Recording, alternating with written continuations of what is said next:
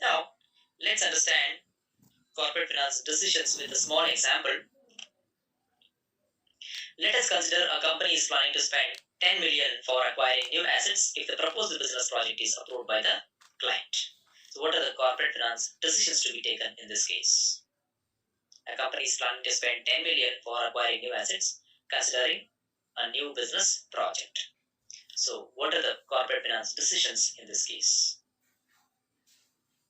Should the project be accepted or rejected? What is the expectation of investors? Whether the investors are looking for profit or they're looking for capital gain. What are the cash flows from the project?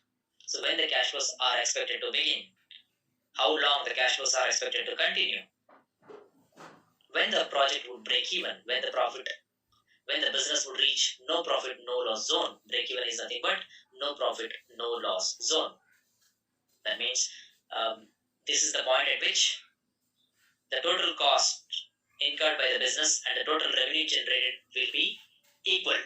And beyond this point, the business will start generating profit. Until then, it was a loss, and after that, it would be profit. But the break-even point is no profit, no loss zone. If this project is not accepted, how company can utilize 10 million? And what is the opportunity cost involved in this particular project? Opportunity cost means the cost incurred by the business by taking this particular project. If this project is not accepted, what else the business would have accepted? To explain this particular topic, opportunity cost, I would like to take a small example. Opportunity cost. Let's say there is a popular lawyer in a city. Let's say he's a civil lawyer. He's too good in handling civil cases and is very popular. At the same time, the lawyer is very good in typing. So most of the time, he prefers to take care of his typing activities by himself. So in this case, what is the opportunity cost? Just because the lawyer is too good in typing and is too good in law profession, he should not be going towards typing. That means he should not be spending too much of his precious time in typing, because his time is more valuable in law profession than in typing. Instead of spending so much of time on typing, he can just hire an accountant or typist who can just take care of typing activities, and the lawyer can pay the minimal salary to the typist, and focus more on law profession to earn more and more business projects, more and more cases. Not the business projects, it's the cases, right? So that is opportunity cost. What is the cost incurred by choosing an alternative? What is the dividend payout plan when the company is planning to pay the dividend? Whether the company is really interested in paying dividend or they just don't want to pay the dividend, rather they just want to make it a capital gain for the investor. Now, let us understand the nature of corporate finance decisions. What are the typical characteristics of corporate finance decision?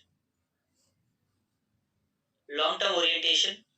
The corporate finance decisions are taken from long-term perspective, and the decisions taken will have long-term repercussions. The decisions taken under corporate finance will have long-term goals.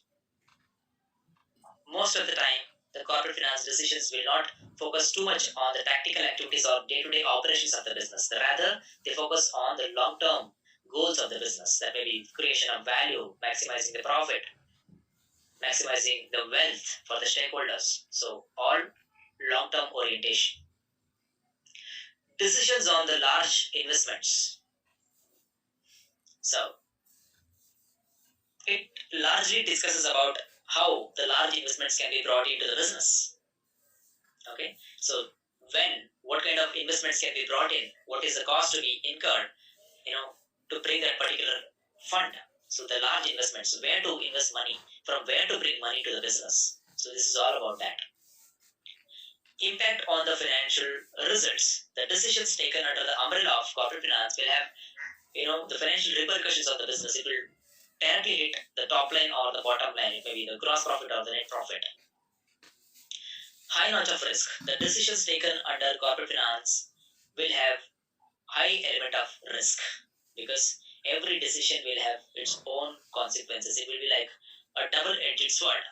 So either way, it would hurt the business. Sometimes it would bring benefits, but most of the time, the decisions taken under corporate finance will have, the risk. Irreversible in nature. Like once the decisions are taken, it cannot be reversed. The business cannot reverse the decision. Once it is taken, it is done. So the business can just expect the consequences or the results. That's all. They cannot reverse it.